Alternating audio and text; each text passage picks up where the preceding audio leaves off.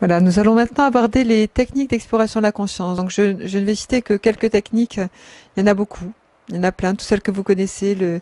On peut passer par le corps, on peut passer par l'ouïe, on peut passer par l'odorat, on peut passer par le goût, par le toucher, on peut passer par toutes les techniques, toutes les sens, et puis le cognitif aussi, la méditation.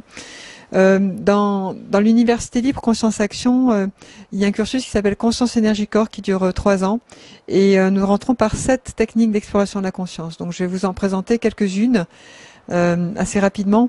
Donc je vais vous parler de la technique Monroe pour commencer. C'est une technique sonore audio brevetée développée par l'Institut Monroe aux États-Unis et par laquelle nous pouvons explorer différents niveaux de conscience. Robert Monroe a défini ce qu'on appelle des focus. Un focus, c'est un niveau de conscience.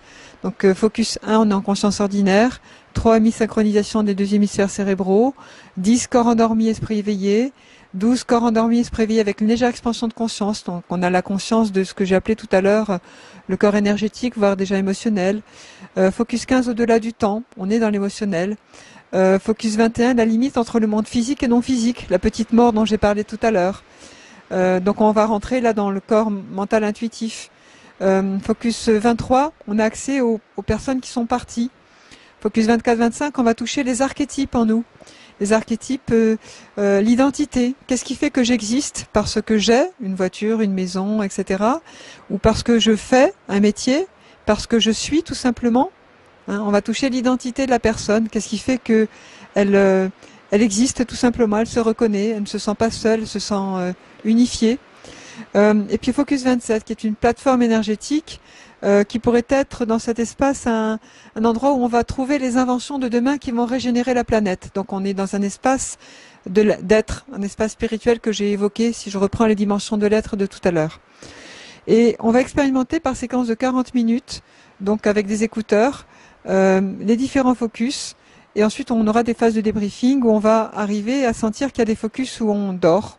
À un moment donné, la personne va dire c'est pas le moment que j'aille explorer cet espace-là, donc je vais dormir. Et puis les focus, on va vraiment se sentir chez nous, à la maison. On va dire mais en fait, dans ma vie quotidienne, je suis très inspirée par cet état de focus qui peut être du 21, du 27, du 15, du 12. Voilà. Donc l'intérêt de cette technique, pour moi, il est fondamental, il est très important. Quand j'ai rencontré cette technique en 99, alors que j'étais beaucoup dans le yoga, je l'évoquais tout à l'heure, je le pratique depuis l'âge de 11 ans, c'est une véritable passion pour moi le corps, le yoga, l'exploration de la conscience par le corps, par les mouvements spontanés qui peuvent émerger.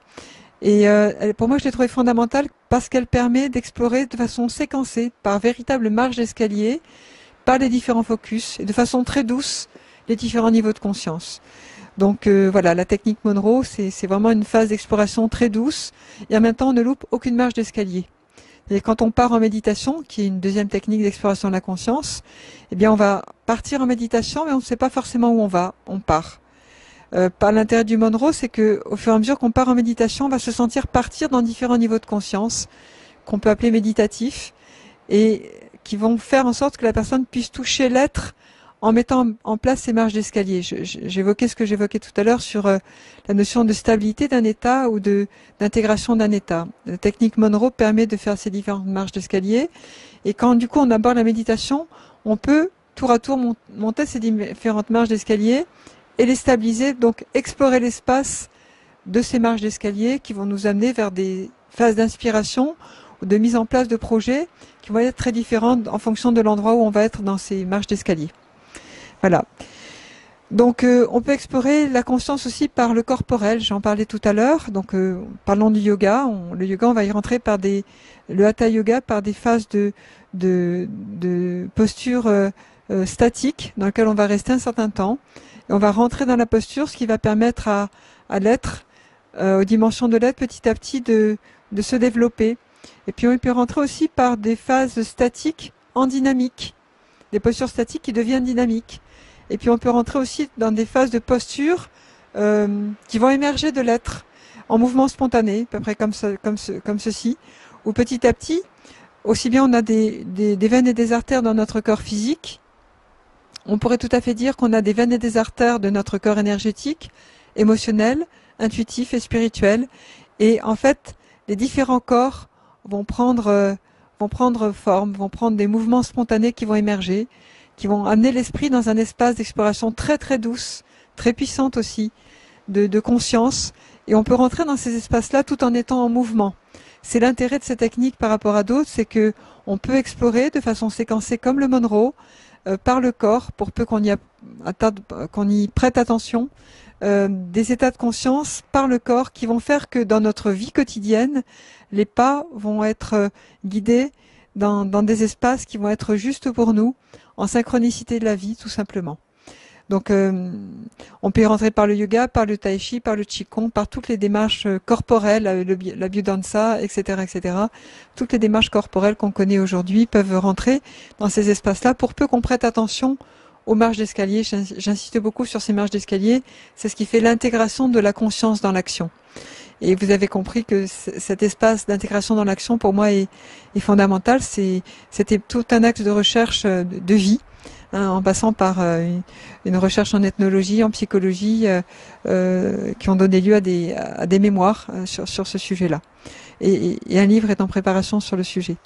Ensuite, on pourrait parler des techniques de ressenti sensoriel. On va sentir les enveloppes énergétiques tout autour de nous.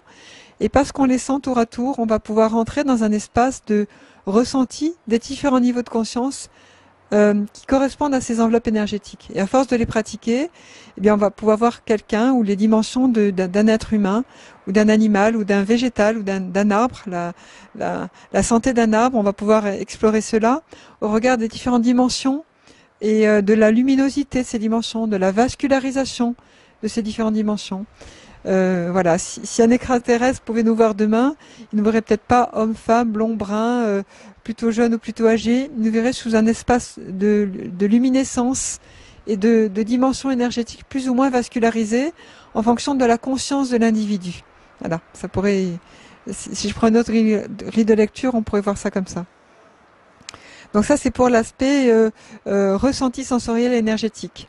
Une autre entrée de l'exploration de la conscience, ça va être la nature, tout simplement. La nature, un espace de minéral ne va pas vibrer au même niveau qu'un espace végétal, qu'un espace animal, qu'un espace humain, et qu'un espace au-delà de l'être humain, le monde de l'invisible. Et si on y attachait une acuité sensorielle extrême, on se rendrait compte qu'on a une résonance, une synergie, une résonance qui va être différente. Dans la tradition, la Lakota des Sioux parle d'animaux totems. Eh bien, on a tous une reliance à un minéral, en particulier aux plusieurs minéraux, une reliance à plusieurs végétaux, une reliance à plusieurs animaux, et une reliance à différents endroits géographiques de la planète qui correspondent à une résonance d'humanité, qui va trouver sa terre, hein, quelque part. Sa terre et son espace de résonance avec des êtres humains qui sont dans différents endroits de la planète. Voilà, donc on peut passer aussi bien par l'espace des règnes que l'espace aussi des éléments, la terre, l'eau, le feu, l'air et l'éther, comment on va résonner, RES, avec ces différents règnes et éléments, et le fait de les faire résonner va nous mettre en relation avec nos différentes dimensions de l'être tour à tour. Donc, vous voyez, quand je parlais d'agriculture tout à l'heure, un agriculteur qui résonnerait dans toutes ces dimensions pour être capable de rentrer en interaction et avoir la connaissance de ces plantes, de ces minéraux, de ces végétaux, de ces animaux, de ces humains qui sont environnants, et faire l'acte juste au moment juste pour peu qu'ils soient en interaction avec l'écosystème de la planète et beaucoup plus largement avec son écosystème plus large. Voilà pour ces différentes techniques d'entrée, toutes les techniques de méditation bien sûr, et puis après l'entrée par les sens, hein, les 5 sens dont on parlait tout à l'heure, où je peux voir quelqu'un avec mes 5 sens, avec le sens de la vue, pardon, mais je peux voir sans voir la personne, je peux voir d'autres espaces autour d'elle, et puis je peux avoir la vision dans le temps de quelque chose ou de quelqu'un. Et puis je peux avoir un espace de vision bien au-delà de la vision classique. Et ça veut dire qu'on peut décliner la vision dans différents niveaux de conscience. On peut faire la même chose avec le goût, hein, les gastronomes, ou avec l'odorat. On parle de nez, hein, des gens qui ont les parfumeurs utilisent beaucoup les nez, les gens qui ont un sens de l'odorat très développé aussi. Et on peut dire de quelqu'un qu'il sent bon sans pour autant sentir son odeur, ou d'un projet, ça sent bon, ou quel parfum émane de cet espace, alors qu'il n'y a pas d'odeur apparente, mais il y a un parfum plus subtil qui émane. Donc on peut décliner de la même façon tous les sens au regard des états non ordinaires de conscience. Voilà, tout ça c'est des techniques d'entrée qui sont proposées dans Conscience Énergie Corps. Et voilà, c'est un cycle qui dure 3 ans, qui est accessible à toute personne pour arriver à développer son ressenti sensoriel énergétique, développer ces différentes dimensions de l'être pour agir autrement, se régénérer et régénérer l'écosystème de la planète.